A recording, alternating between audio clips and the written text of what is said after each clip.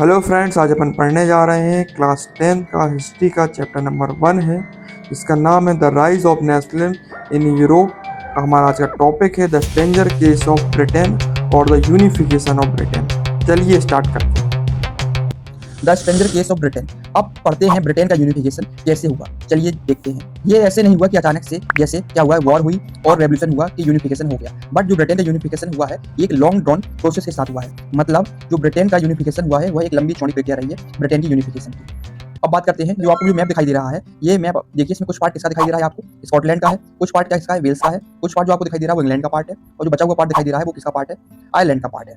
और यहाँ पे क्या है, डिफरेंट डिफरेंट आइडेंटिटी के लोग रहते थे। जैसे स्कॉटलैंड में कौन रहा करता, स्कॉट रहते थे। वेल्स में कौन लोग रहा करते थे, वेल्स रहते थे। इंग्लैंड में कौन लोग रहते थे, इंग्लिश लोग रहा करते थे। इसी प्रकार जो आयरलैंड है वहाँ कौन लोग रहा करते थे, आर्यस लोग रहा करते थे। और जो वेल्स था वह 1535 से ही इंग्लैंड का पार्ट था। अब जो इंग्लैंड होता है वह 1689 से पहले मोनार्की थी और उसके पास सारी पावर हुआ करती थी। लेकिन 1688 के बाद मोनार्की तो रहती है, but most of the power किसके पास चली जाती है, ब्रिटिश पार्लियामेंट के पास चली जाती है। और इंग्लैंड अब सोचता है कि जो आसपास के जितने भी स्टेट हैं उनको क्या किया जाए, कैप्चर किया जाए और अपनी टेरिटरी को एक्सपेंड किया जाए। अब इंग्लैंड क्या करता है, ऐसा ही करता है। सबसे पहले वो किस पे फोर्स करता है, स्कॉटलैंड पे फोर्स करता है। और क्या करता है, उनसे कन्वेंस करता है और उनसे एक एग्रीमेंट साइन कराता है। जिस एग्रीमेंट का नाम था एक्ट ऑफ यूनियन इन 1707 में। और इस एक्ट के पास होते ही, साइन होते ही इंग्लैंड और स्कॉटलैंड एक हो जाते हैं और वो क्या बनते हैं, great Britain, United kingdom of great Britain हो जाते हैं।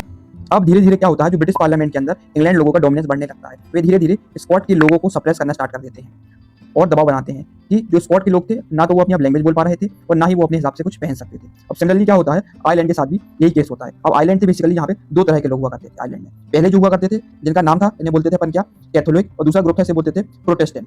ठीक है, दो तरह के लोग रहते थे। जो कैथोलिक थे वे क्या थे, मेजोरिटी में थे, और जो प्रोटेस्टेंट थे वे माइनॉरिटी में थे। इन दोनों के बीच में हमेशा टेंशन बनी रहती थी, मतलब ये आपस में लड़ते रहते थे। इसी बात का फायदा उठाता है इंग्लैंड। इंग्लैंड क्या करता है, जो प्रोटेस्टेंट थे इनको क्या करता है, पीछे से सपोर्ट करता है ताकि इंग्लैंड उन पर डोमिनेट कर सके। अब जो कैथोलिक थे वो भी शांत नहीं रहते, तो वे क्या करते हैं, इसका विरोध करते हैं।